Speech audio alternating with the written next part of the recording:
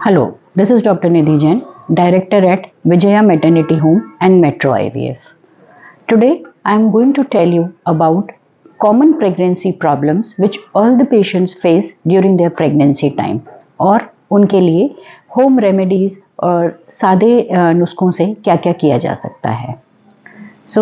पहली चीज़ है, प्रेगनेंसी होते ही एसिडिटी, इंडाइजेशन, हार्टबर्न का प्रॉब्लम बहुत ज़्यादा बढ़ जाता है।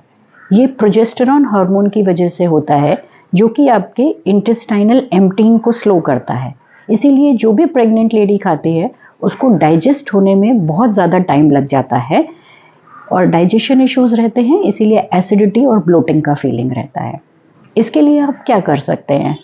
एक तो स्पाइसी और ऑयली फूड कम से कम लेना है। हर 1-2 घंटे में थोड़ा थोड़ा खाते रहना है और एक साथ खा लें ऐसा कोशिश नहीं करनी है। रात में खासकर 7:30-8 बजे तक डिनर कर लीजिए। डिनर थोड़ा लाइट रखिए और उसके 1 घंटे के बाद कुछ वॉक के लिए जाइए। प्रेफरेबली रात में अगर आधा ग्लास ठंडा दूध पी के सोएंगे तो अच्छा रहेगा। इसी तरह से दोपहर में भी खाना खाने के बाद तुरंत सो नहीं जाना है। खाना खाने और सोने के बीच at least half an hour to 1 hour का गैप रखना है। Second problem is constipation. Right from the first month, patients start developing constipation. और जब 3 months के बाद आयरन टैबलेट स्टार्ट होती है तो ये कॉन्स्टिपेशन का प्रॉब्लम और बढ़ जाता है। कॉन्स्टिपेशन के लिए आप सुबह उठ के 2 ग्लास थोड़ा गुनगुना पानी, ल्यूकवार्म वाटर पी लीजिए। अपने डाइट में काफ़ी सारे सैलड्स और ग्रीन वेजिटेबल्स इंक्लूड कीजिए जिससे कि आपका मोशन ठीक रहे। पर अगर फिर भी आपको कॉन्स्टिपेशन का प्रॉब्लम हो रहा है तो आपके डॉक्टर आपको कोई लैक्सेटिव जो कि सेफ है प्रेगनेंसी में वो प्रिस्क्राइब कर सकते हैं। Third and very common problem is nausea and vomiting. Patients का ये कंप्लेन रहता है कि जैसे ही कोई स्मेल आती है हमको उल्टी की फीलिंग स्टार्ट हो जाती है, या फिर कुछ पेशेंट्स को तो बहुत ज़्यादा वॉमिटिंग्स होती हैं प्रेगनेंसी में। अगर बहुत ज़्यादा वॉमिटिंग्स हैं तो आपके डॉक्टर आपका थायराइड टेस्ट करवा सकते हैं।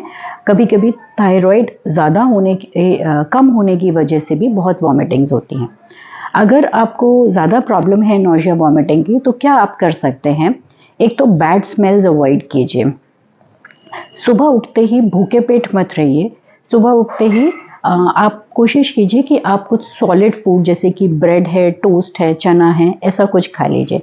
पेशेंट्स को ऐसा लगता है कि हमें वॉमिटिंग का प्रॉब्लम है तो हम लिक्विड्स लेंगे तो हमारा वॉमिटिंग सबसाइड होगा। Rather it is the opposite. Try and take more of solid foods. फिर भी अगर नॉजिएटिंग फीलिंग प्रेसिपिटेट हो रहा है तो उस समय आप तुरंत कुछ अच्छी सी स्मेल जैसे कि लेमन की फ्रेग्रेंस है या इस तरह का कुछ स्मेल कर लेंगे तो वो आपकी नॉजिया और वॉमिटिंग की फीलिंग सबसाइड हो जाएगी। फिर भी अगर नोजिया वॉमिटिंग है तो आपके डॉक्टर आपको इसके लिए सेफ मेडिसिन प्रिस्क्राइब कर सकते हैं। दूसरी चीज़, प्रेगनेंसी होते से ही यूट्रस में जैसे ही एम्ब्रियो सेट होता है तो यूरिनरी ब्लैडर पे प्रेशर आने लगता है। सो इंक्रीज्ड फ्रीक्वेंसी ऑफ यूरिनेशन, मतलब कि बार बार यूरिन जाना, ये one of the earliest symptom of pregnancy है और इसके लिए कुछ भी नहीं करना होता है। In the similar manner breast में पेन होना भी one of the earliest symptom of pregnancy है। प्रेगनेंसी होते से ही आपको ऐसा लगता है प्रोजेस्टेरॉन हार्मोन की वजह से कि आपका बॉडी का टेम्परेचर बढ़ गया है। पेशेंट्स इस कंप्लेन के साथ आते हैं कि हमें हर समय ऐसा लगता है कि हमें बुखार है, थकान लगती है, काम करने का मन नहीं करता है। ऐसे में आई सजेस्ट कि आप थर्मोमीटर लेके अपना टेम्परेचर मेजर कीजिए। अगर टेम्परेचर 99 से ऊपर है तो ही वो फीवर कहलाएगा और आपको उसके लिए सिंपल पैरासीटामोल या ऐसा कुछ आपके डॉक्टर प्रिस्क्राइब कर देंगे। बाकी थकान लगना, सारा दिन नींद आना, ये भी हार्मोनल चेंजेस की वजह से है और इसके लिए बिल्कुल परेशान होने की ज़रूरत नहीं है।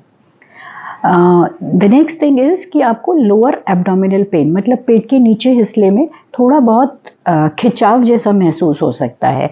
वो इसीलिए क्योंकि यूट्रस के अंदर अब बेबी आ गया है, यूट्रस का साइज ग्रो हो रहा है तो जो आजू बाजू के लिगामेंट्स हैं वो थोड़े से स्ट्रेच होते हैं। So that is also very normal in pregnancy. Another very common problem is backache. Right from the second third month onward, शुरुआत में हालांकि कम होता है और जैसे जैसे प्रेगनेंसी आगे बढ़ती है बैक एक का प्रॉब्लम बढ़ता चला जाता है।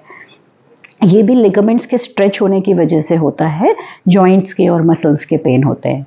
एक तो उसके लिए आपके डॉक्टर आपको विटामिन डी, कैल्शियम, ये सारे मेडिसिन प्रिस्क्राइब करेंगे।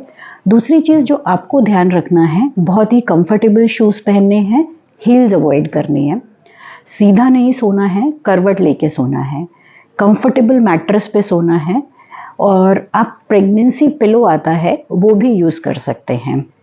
इसके अलावा अगर ज़्यादा बैक एक है तो आप कोई पेन किलर जेल भी यूज़ कर सकते हैं, या फिर हॉट फोमेंटेशन सिकाई से भी बहुत अच्छा होता है। दूसरी चीज़, अपने पोस्चर को अच्छा मेंटेन कीजिए, बैक को स्ट्रेट रखिए। सपोज़ आपको कोई झुक के चीज़ उठानी है तो भी आप अपने नीज़ को बेंड कीजिए और बैक को नहीं। अगर आपको साइड में टर्न होना है, ट्विस्ट मत कीजिए अपने स्पाइन को, रादर अपने फीट को टर्न करके और आप फिर टर्न कीजिए। Another common problem is which patients start complaining right from the first month is कि वाइट डिस्चार्ज बहुत बढ़ गया है। ये भी प्रेगनेंसी का एक नॉर्मल ही सिम्टम है, बट आप इन्फेक्शन वाला जो वाइट डिस्चार्ज है या रूटीन वाइट डिस्चार्ज है उसमें कैसे डिफ्रेंशिएट करेंगे। जो प्रेगनेंसी का वाइट डिस्चार्ज होता है वो थोड़ा थिन होता है, क्लियर हो सकता है या मिल्की वाइट हो सकता है। दूसरी चीज़, उसके साथ कभी भी कोई अनप्लेजेंट या फाउल स्मेल आपको नहीं आएगी। तीसरी चीज़, अगर इन्फेक्शन का डिस्चार्ज होगा तो आपको हर समय लोअर एब्डोमेन में और थाइज में एक पेन जैसा एक्सपीरियंस होगा। So if the white discharge is not associated with any smell और any pain, then it is normal white discharge in pregnancy, और उसके लिए आपको चिंता करने की बिल्कुल ज़रूरत नहीं है। Another problem is leg cramps, जो कि सेकेंड और थर्ड ट्राइमेस्टर में ज़्यादा प्रोनाउंस होती है, ज़्यादा बढ़ जाती है। लेग क्रैम्प्स के लिए एक तो काफ मसल्स की स्ट्रेचिंग एक्सरसाइजेस आपको करनी चाहिए, आप सिकाई कर सकते हैं।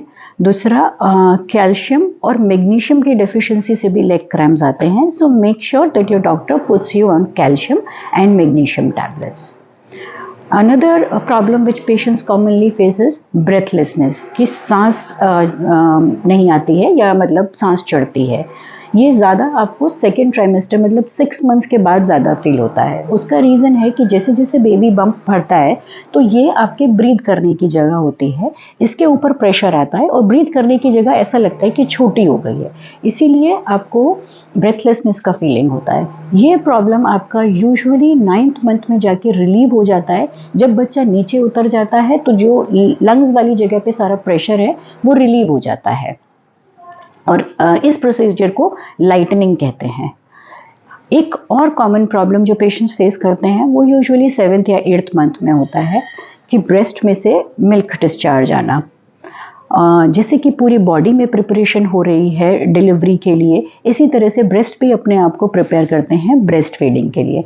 सो अगर 7th-8th मंथ में आपके ब्रेस्ट्स में से मिल्क लीक हो रहा है तो वो एकदम नॉर्मल है, उसके लिए कुछ भी करने की ज़रूरत नहीं है। So these are some of the common problems which all the patients face, and I told you all the remedies which you can do for that. Still, if you face problem, you can consult your doctor. Thank you.